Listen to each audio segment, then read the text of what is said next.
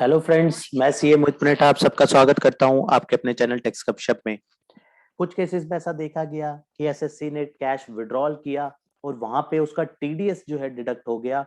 वहां पे एसएससी को ये क्लियर आउट नहीं हुआ कि कैश विड्रॉल करने पे उसका टीडीएस का इम्पैक्ट कहाँ पे आ रहा है। तो आज की इस वीडियो में हम कवर करेंगे कि कौन सा सेक्शन जो है हमें लेवी करता है कि जहां पे जिसके तहत हमारा टीडीएस कट जाता है जब भी हम कैश जो है विड्रॉल करते हैं। तो इसमें क्या क्या एप्लीकेबिलिटी है, किस तरीके से ये सेक्शन काम करेगा, तो और ये कब से आया है, उसका एक शॉर्ट वीडियो ताकि कम टाइम में जो है हम संपूर्ण जानकारी जो है इसके रिगार्डिंग दे पाए। तो आज की इस वीडियो में हम कवर करेंगे। आइए चलते हैं।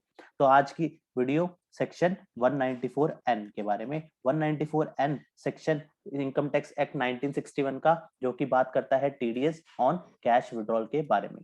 इसमें पेयर कौन होगा और पेई कौन होगा। पेई होगा एनी पर्सन, कोई भी पर्सन जो है पेई की कैपेसिटी में रहेगा, राइट।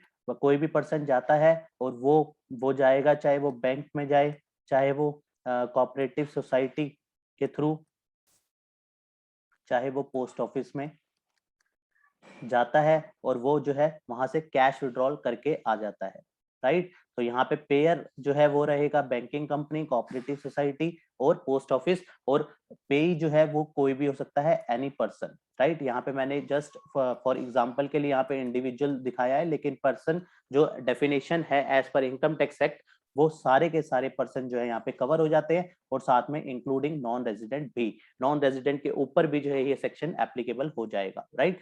इसके बाद जो है कोई पर्सन गया बैंक में, उसने पेमेंट पैसे कैश विड्रॉल करे, तो वहां पे उसकी टीडीएस की एप्लीकेबिलिटी आ गई। तो आइए देखते हैं कैसे कैसे कब कब आएगी।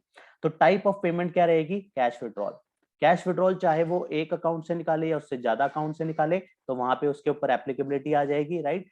कब कब जो है ये डिडक्शन होगी, ये टीडीएस की लाइबिलिटी कब इंकर्ड होगी, जैसे ही वो कैश को विड्रॉ करता है, कैश पेमेंट होती है, तो उसके ऊपर जो है ये सेक्शन एप्लीकेबल हो जाएगा। किस रेट पे जो है टीडीएस कटेगा, मान लेते हैं टीडीएस जो है वो एप्लीकेबल हो गया, तो टीडीएस की एप्लीकेबिलिटी क्या रेट पे रहेगी, तो कहते हैं 2% of the amount in excess of limit. अगर 1 करोड़ से ऊपर के अमाउंट पे जो है 2% की टीडीएस की एप्लीकेबिलिटी रहेगी। 1 करोड़ से नीचे के अमाउंट पे जो है टीडीएस की एप्लीकेबिलिटी रहेगी। इसके बाद जो है किस तरीके से यहाँ पे क्या क्या कंडीशन रहेगी। Recipient who has not filed return of income, जिसने अपनी रिटर्न ऑफ इनकम पिछले 3 साल की, यहाँ पे और लिखा गया है इसलिए पिछले तीनों साल जो है, तीनों असेसमेंट ईयर इसमें देखने होंगे, पिछले 3 असेसमेंट ईयर की रिटर्न फाइल नहीं करी, तो वहां पे जो है टीडीएस की एप्लीकेबिलिटी इस साल में आ जाएगी। ये जो भी ईयर है, फॉर एग्जांपल हम यहाँ पे लेके चलते हैं कि हमारा 21-22 जो फाइनेंशियल ईयर चल रहा है, इसके लिए हमारा जो पिछले 3 बनेंगे वो हमारा फाइनेंशियल ईयर बनेंगे 20-21, 19-20 और 18-19। इन तीनों सालों में देखा जाएगा, तीनों सालों की अगर रिटर्न फाइल्ड है तो यहाँ पे एप्लीकेबिलिटी नहीं आएगी। अदरवाइज अगर रिटर्न तीनों सालों की फाइल नहीं है तो हमारे ऊपर एप्लीकेबिलिटी आ जाएगी।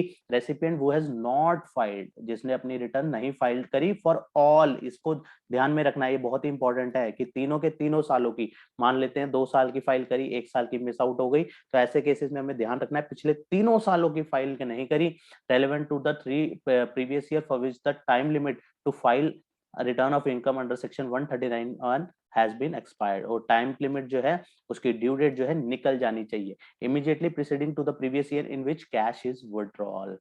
The provision has been modified. तो किस तरीके से होगा, अगर 20 लाख तक का अमाउंट है तो 20 लाख तक में कोई भी एप्लीकेबिलिटी नहीं आएगी, कोई भी टीडीएस नहीं कटेगा।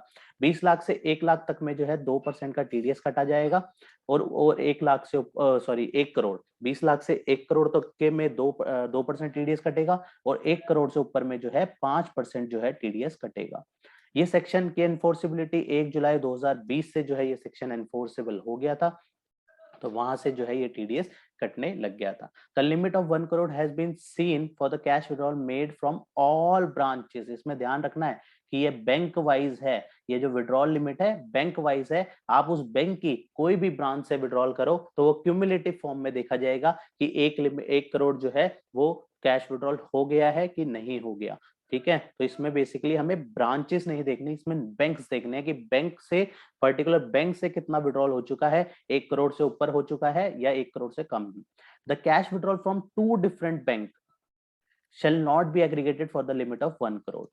सपोज उसने एसबीआई में भी से भी विड्रॉल किया है, उसने पीएनबी से भी विड्रॉल किया है, यहाँ से भी 80 लाख विड्रॉल किया है, यहाँ से भी उसने 50 लाख विड्रॉल किया है। तो यहाँ पे ऐसे केसेस में जो है उनके दो बैंक सेपरेटली देखे जाएंगे, राइट। चाहे एसबीआई की उसने 3 ब्रांच से क्यूमुलेटिव किया हो, राइट, पीएनबी की 2 ब्रांच से किया हो, तो ये 2 ब्रांचेस जो है वो वहां पे क्यूमुलेटिव करी जाएंगी, और यहाँ पे ये 3 ब्रांचेस जो है क्यूमुलेटिव करी जाएंगी। लेकिन पीएनबी और एसबीआई को आपस में मर्ज जो है नहीं करा जाएगा इस 1 करोड़ की लिमिट के लिए।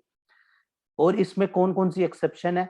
इसमें एक्सेप्शन जो है ये अगर सेंट्रल गवर्नमेंट, यहाँ पे लिखा गया है नो टीडीएस ऑन पेमेंट, ठीक है, किस केस में टीडीएस नहीं काटा जाएगा? अगर ये पेमेंट जो है दी गई है central government, state government, bank, cooperative bank, post office, banking correspondence, ATM operators, या फिर commission agent, traders operating under agriculture produce market committee. तो इन केसेस में जो है अगर ये पेमेंट इन सब पर्संस को दी गई है, central government, bank, cooperative bank, post office, banking, ATM operators, commission agent, trader operating under agriculture produce market committee, तो इनकी पेमेंट को, इनको जब पेमेंट दी गई है तो वहां पे अगर लिमिट जो है हमारी एक्सीड भी कर जाती है तो वहां पे भी टीडीएस की एप्लीकेबिलिटी नहीं आएगी। तो ये कुछ इंपॉर्टेंट पॉइंट हमारे बन जाते हैं सेक्शन 194N के, जो कि बहुत ज्यादा इंपॉर्टेंट है, क्योंकि काफी केसेस में ऐसा देखा गया है कि एसएससी ने विड्रॉल्स करे और उसके बाद उसको पता नहीं लगा कि उसका टीडीएस की एप्लीकेबिलिटी कहाँ क्यों आ रही है, उसका 26A में 26A के अंदर इसका इम्पैक्ट क्यों आ रहा है, उसको बाद में एनालाइज हुआ कि यहाँ पे सेक्शन 194 की एप्लीकेबिलिटी की वजह से जो है ये सब हो रहा है। तो ये सब ध्यान देने वाली चीजें हैं, क्योंकि बाद में जो है हम जो है इस कॉन्सिक्वेंसेस भुगतते हैं, तो इससे बढ़िया है कि हम पहले ही उस चीज से अवेयर हो जाएं। तो आज की इस डिस्कशन को यहीं क्लोज करते हैं, मिलते हैं फिर नेक्स्ट वीडियो में नेक्स्ट टॉपिक के साथ। टिल देन बाय बाय, जय हिंद, जय भारत।